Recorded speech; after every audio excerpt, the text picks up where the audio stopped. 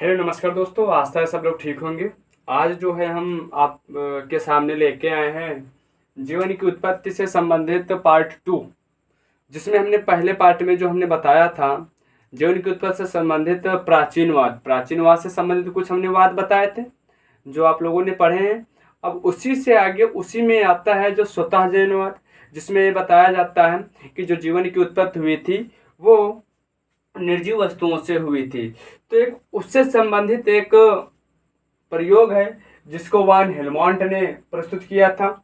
और इसके बाद में हम पढ़ेंगे जीव जननवाद, जिसमें यह बताया जाता है कि जीवों की उत्पत्ति पहले से विद्यमान सूक्ष्म जीवों या जीवों के अंडाणुओं और बीजाणुओं से हुई है। तो इसके भी दो प्रयोग हैं। इसका जो है एक फ्रांसिस्को रेड्डी का प्रयोग है और एक इसमें आता है लुई पास्चर का प्रयोग। एक और है तो उसको हम नहीं पढ़ेंगे, ठीक है, वो ज़्यादा पूछा नहीं जाता है, लेकिन ये दो ज़्यादा पूछे जाते हैं। जब ये दो ज़्यादा पूछे जाते हैं तो सबसे पहले हम वान हेलमोंट के प्रयोग की बात करेंगे। वान हेलमोंट ने किया क्या था इसको हम जान लेते हैं।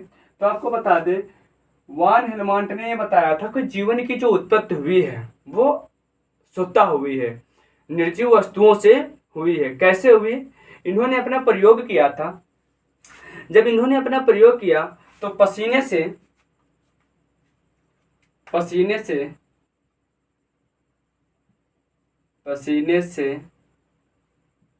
भीगी कमीज ली, पसीने से भीगी कमीज ली और गेहूं की बालियां ली। और क्या लिया? गेहूं की बालियां ली। इतनी चीजें लेने के बाद में इन्होंने क्या किया, इस पसीने से भीगी कमीज को और गेहूं की बाली को एक बॉक्स में बंद कर दिया। ऐसे एक बॉक्स में इन्होंने ऐसे बंद कर दिया। जब इन्होंने इस बॉक्स में बंद कर दिया तो लगभग 21 दिनों के बाद जब इन्होंने इसको देखा, कितने दिनों के बाद? 21 दिन बाद। 21 दिन बाद 21 दिन बाद जब वान हेलमोंट ने ये जो बॉक्स था, ये वाला बॉक्स, इस बॉक्स को खोलकर देखा तो इसके अंदर चूहे उत्पन्न दिखाई दिए। पसीने से भीगी कमीज और गेहूं की बालियों को जब इन्होंने इसके अंदर रखा तो लगभग 21 दिनों के बाद में जब इन्होंने देखा तो इसके अंदर क्या बने दिखाई दिए? चूहे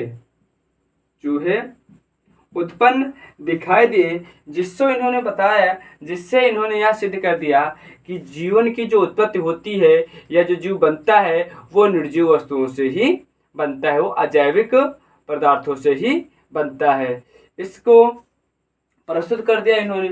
इसके बाद में ये सत्य है, इसको सिद्ध करने के लिए जीव जैनवाद आया। जीव जैनवाद में बताया गया कि जीवन की जो उत्पत्ति हुई थी वो पहले से विद्यमान जीवाणुओं के सूक्ष्म जीवों के बीजाणु और अंडाणु से हुई और अंडे से हुई है। अगर हम बात करें, ये वान हेलमोंट का प्रयोग कब प्रस्तुत किया गया था? तो 1642 में, आप इसको याद रखिएगा, 1642 में इसको प्रस्तुत किया गया था। ठीक, यहाँ पे क्या बताया गया? जीवन की जो उत्पत्ति हुई है वो पहले से विद्यमान सूक्ष्म जीवों के अंडे और बीजाणुओं से हुई है। ठीक है, इसको प्रस्तुत जो किया था फ्रांसिस्को रेड्डी ने किया था। कब किया था? तो 1668 में। 1668 आसानी से याद रख सकते हैं क्योंकि 1665 में कोस्का की खोज हुई थी। उसके 3 साल बाद ये इन्होंने अपना प्रयोग प्रस्तुत किया था। हम समझ सकते हैं, कुछ लोग हैं जो बताते हैं कि क्वालिटी अच्छी नहीं आती है। बात यह है, रात में वीडियो बनाते हैं और लाइट वाइट लगाए तो हम बाकायदा इधर उधर अच्छे से लगा रखे हैं, लेकिन फिर भी हम समझ सकते हैं क्योंकि व्यवस्था उतनी नहीं है जितने में अच्छे से दिखाया जा सके। कोशिश यही रहती है अच्छे से अच्छा है और आप लोग क्वालिटी थोड़ा बढ़ा लीजिएगा, क्वालिटी बढ़ा के देखा करो, जिससे क्या होता है साफ ये जो लिखते हैं ये नज़र आएगा आप लोगों को। ठीक है, तो फ्रांसिस्को रेड्डी ने क्या किया था अपना 68 में। ये एक इटालियन वैज्ञानिक थे। कहाँ के? इटालियन। ये इटालियन, ये एक इटालियन थे, जिन्होंने क्या किया था, जो मछली होता है ना, हम सीधी बात में बताएं, इन्होंने अपना प्रयोग मछली, सीधा हम बोलेंगे मार्केट गए, मार्केट से क्या लाए? मछली का मांस लाए। जो मछली का मांस लाए थे, मछली का मांस, इस मछली के मांस को इन्होंने उबाला था। क्वेश्चन पूछा जाता है क्यों उबाला था? क्यों? इसलिए उबाला था क्योंकि अगर उस मछली के मांस में पहले से कोई सूक्ष्म जीव हो तो पूर्णतया नष्ट हो जाए, वो खत्म हो जाए। उसके बाद में इन्होंने 3 पात्रों में, इसके बाद में इन्होंने 3 पात्रों में ऐसे 3 पात्र लिए, इस प्रकार से।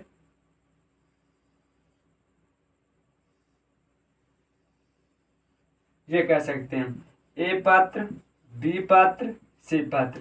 इसके बाद जब इन्होंने 3 पात्र लिए तो ए जो पात्र था, ए पात्र में भी मांस का रख दिया ऐसे, इसमें भी मछली को रख दिया और इसमें भी मछली के मांस को रख दिया। और ये मछली का मांस कौन सा है? जिसको इन्होंने उबाला था। क्यों उबाला था? अगर इसमें पहले से कोई सूक्ष्म जीव हो तो पूर्णतः नष्ट हो जाए। इसके बाद में इसको इन्होंने ए पात्र को खुला छोड़ दिया।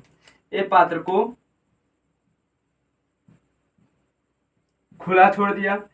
इसको हल्के जालीदार या छन्नीदार, जालीदार बोलेंगे, जालीदार कपड़े से इसको ढक दिया और इसको चमड़े से ढक दिया। इसको चमड़े से ढक दिया। इसको चमड़े से ढक दिया। कुछ दिनों पश्चात जब इन्होंने, फ्रांसिस्को रेड्डी ने देखा तो ये देखा कि इसमें जीव, सूक्ष्म जीव, इसमें सूक्ष्म जीव या बैक्टीरिया बोल सकते, सूक्ष्म जीव दिखाई दिए, प्राप्त हुए। इसमें सूक्ष्म जीव नहीं दिखाई दिए। इसमें सूक्ष्म जीव नहीं दिखाई दिए। इसमें सूक्ष्म जीव नहीं दिखाई दिए। यहाँ पे केवल अंडे दिखाई दिए। क्या दिखाई दिए? अंडे।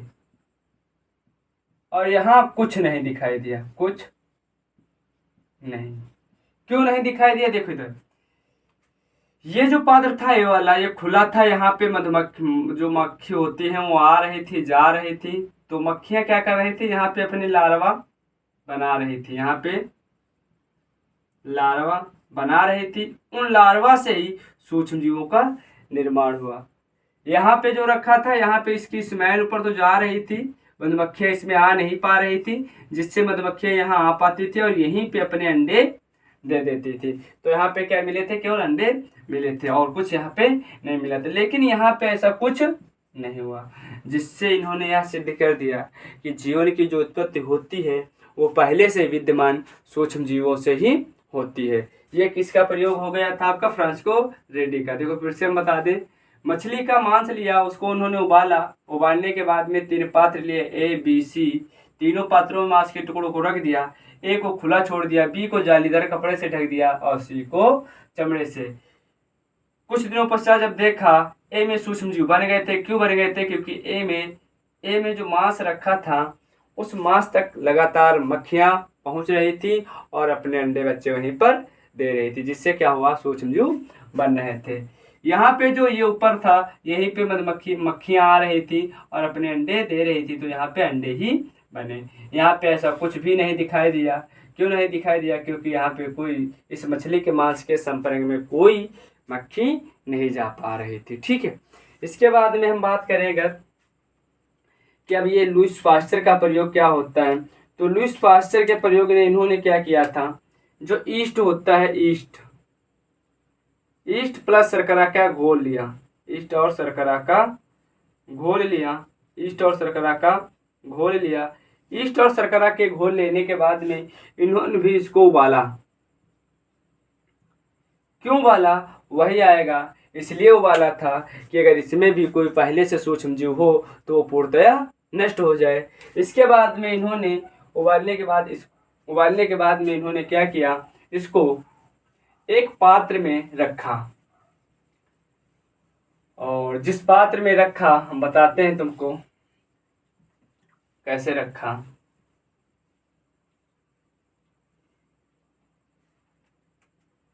इन्होंने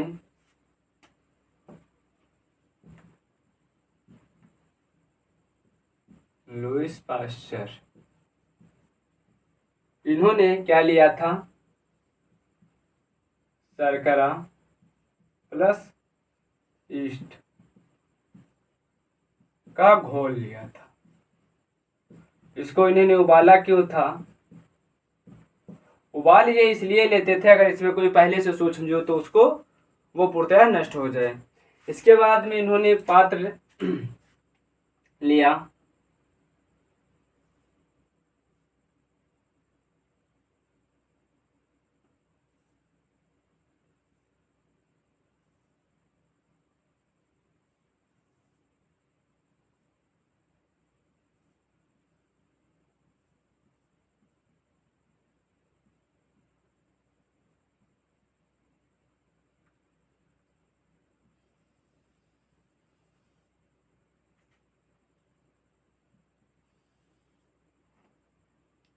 इसमें वो घोल इन्होंने रख दिया।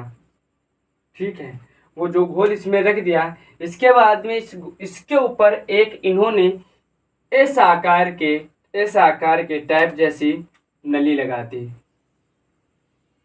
इस एस के या हंस के गर्दन जैसी इन्होंने एक नली लगा दी।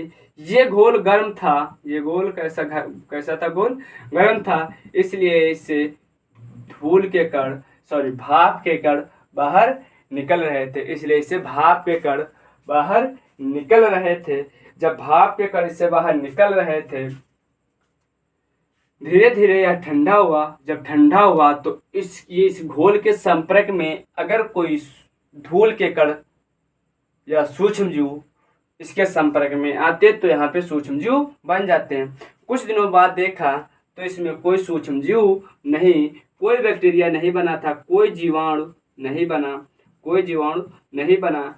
क्यों नहीं बना था, क्योंकि जो धूल के कण होते थे जैसे वो इसके अंदर की ओर प्रवेश करते थे, जैसे अंदर जब प्रवेश करते थे, वो जब अंदर प्रवेश करते थे ऐसे तो इसमें लड़ जाते थे, इसमें लड़ जाने के बाद में यहाँ लड़ जाते थे, या तो यहाँ लड़ जाते थे। कुल मिला के जो एस आकार की पाइप की नली थी इसमें वो चिपक जाते थे, जिससे क्या होता था, इस घोल में वो धूल के कण नहीं प्रवेश कर पाते थे। हाँ, वायु तो प्रवेश कर जाती थी लेकिन शुद्ध वायु प्रवेश करती थी। इसके बाद में क्या हुआ, इन्होंने इस कांच के पाइप को तोड़ दिया। ये जो कांच की पाइप थी उसको इन्होंने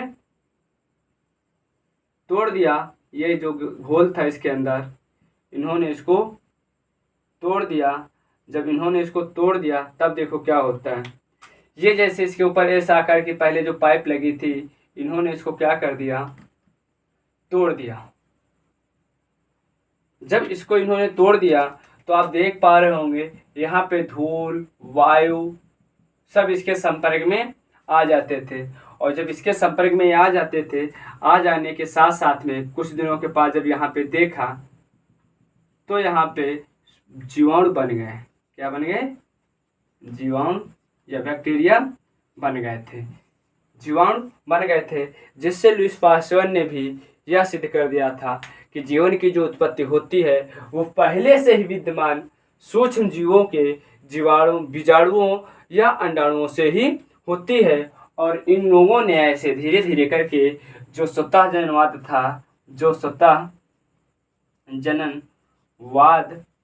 था उसका क्या कर दिया, विखंडन कर दिया। क्या किया था लुईस पास्चर ने, इन्होंने शर्करा और यीस्ट का घोल लिया था, और शर्करा और यीस्ट का घोल लेने के साथ साथ में उसको गर्म किया। क्यों गर्म किया, क्योंकि अगर कोई इसमें सूक्ष्म जीव हों तो पूर्णतः नष्ट हो जाए। इसके बाद उन्होंने एक पात्र लिया और उस पात्र में उस घोल को भरने के बाद में उस पात्र के ऊपर एक गर्म करने के बाद में उसको ऐसा आकार की आकृति बना दी, या हंस के गर्दन जैसी बना दिया। उसके बाद में धीरे धीरे जब ये भाप निकलती गई, एक टाइम ऐसा आया ठंडा हो गया, तो इसमें जो बाहर के धूल के कण होते थे अंदर प्रवेश करने लगे।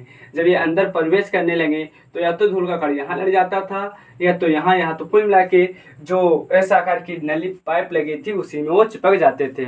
कुछ दिनों बाद देखा इसमें कुछ भी नहीं प्राप्त हुआ, तो उन्होंने क्या किया, इस पाइप को तोड़ दिया, और तोड़ने के बाद में जो भी देखा गया धूल के कण इसके संपर्क में आ रहे थे, वायु भी संपर्क में अच्छे से आ रही थी, और जो सूक्ष्म जीवाणु होते थे वो भी इसके संपर्क में आ रहे थे, मक्खियां भी आ रही थी। कुछ दिनों बाद देखा कि इसमें जीवाणु बन गए थे, जिससे इन्होंने बताया कि जो जीवन की उत्पत्ति हुई है वो पहले से विद्यमान सूक्ष्म जीवों से ही हुई है। और ये आपका ये था वान हेलमांड का, तो हमने बता ही दिया है। आशा है आप लोगों के समझ में आएगा अच्छे से।